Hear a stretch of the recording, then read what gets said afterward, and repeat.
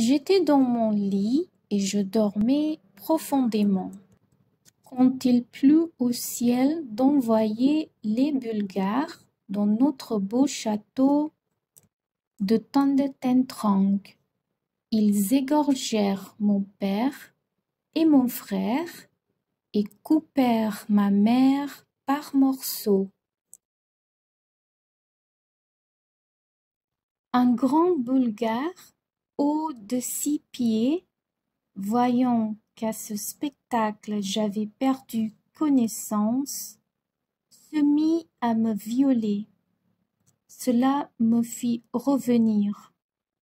Je repris mes sens, je criai, je me débattis, je mordis, j'égratignai, je voulais arracher les yeux à ce grand Bulgare, ne sachant pas que tout ce qui arrivait dans le château de mon père était une chose d'usage. Le brutal me donna un coup de couteau dans le flanc gauche, dont je porte encore la marque. Hélas, j'espère bien la voir, dit le naïf Candide. Vous la verrez, dit Cunégonde. Mais continuons. Continuez, dit Candide. Elle reprit ainsi le fil de son histoire. Un capitaine bulgare entra. Il me vit toute sanglante et le soldat ne se dérangeait pas. Le capitaine se mit en colère de peu de respect que lui témoignait ce brutal et le tua sur mon corps. Ensuite, il me fit penser et m'emmena prisonnière de guerre dans son quartier. Je blanchissais le peu de chemise qu'il avait, je faisais sa cuisine, il me trouvait fort jolie, il faut l'avouer, et je ne nierai pas qu'il ne fût très bien fait et qu'il n'eût la peau blanche et douce. D'ailleurs, peu d'esprit, peu de philosophie, on voyait bien qu'il n'avait pas été élevé par le docteur Pangloss. Au bout de 3 mois, ayant perdu tout son argent et s'étant dégoûté de moi, il me vendit à un juif nommé Don Issachar, qui trafiquait en Hollande et en Portugal et qui aimait passionnément les femmes. Ce juif s'attacha beaucoup à ma personne, mais il ne pouvait en triompher. Je lui ai mieux résisté qu'aux soldats bulgares. Une personne d'honneur peut être violée une fois, mais sa vertu s'en affermit. Le juif, pour m'apprivoiser, me mena dans cette maison de campagne que vous voyez. J'avais cru jusque-là qu'il n'y avait rien sur la terre de si beau que le château de Tandettentrang. J'ai été détrompée. Le grand inquisiteur m'aperçut un jour à la messe. Il me lorgna beaucoup et me fit dire qu'il avait à me parler pour des affaires secrètes. Je fus conduite à son palais. Je lui appris ma naissance. Il me représenta combien il était au-dessous de mon rang d'appartenir à un Israélite. On proposa de sa part à Don Issachar de me céder à Monseigneur. don Issachar, qui est le banquier de la cour et homme de crédit, n'en voulut rien faire. L'inquisiteur le menaça d'un auto-da-fé.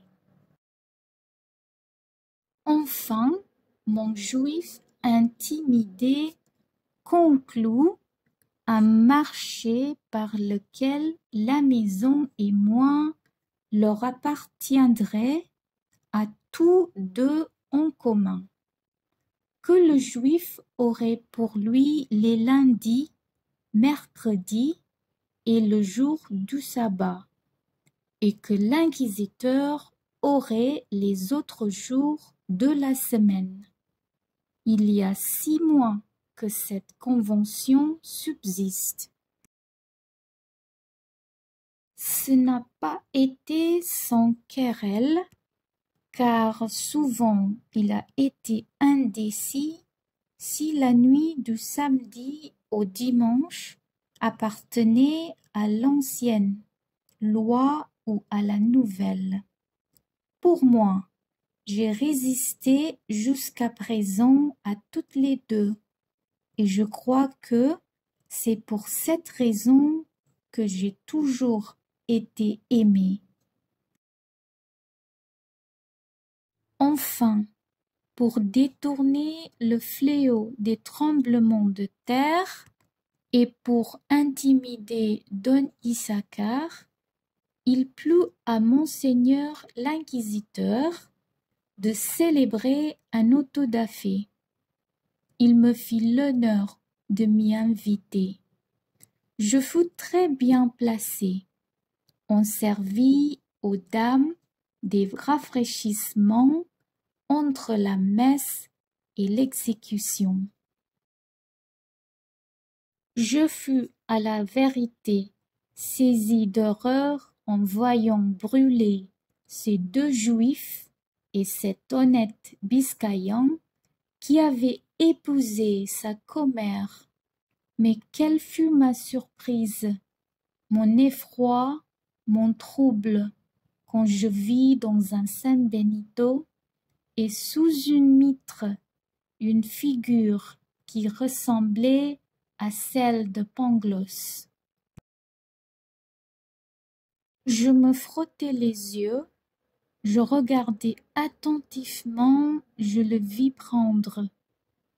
Je tombai en faiblesse.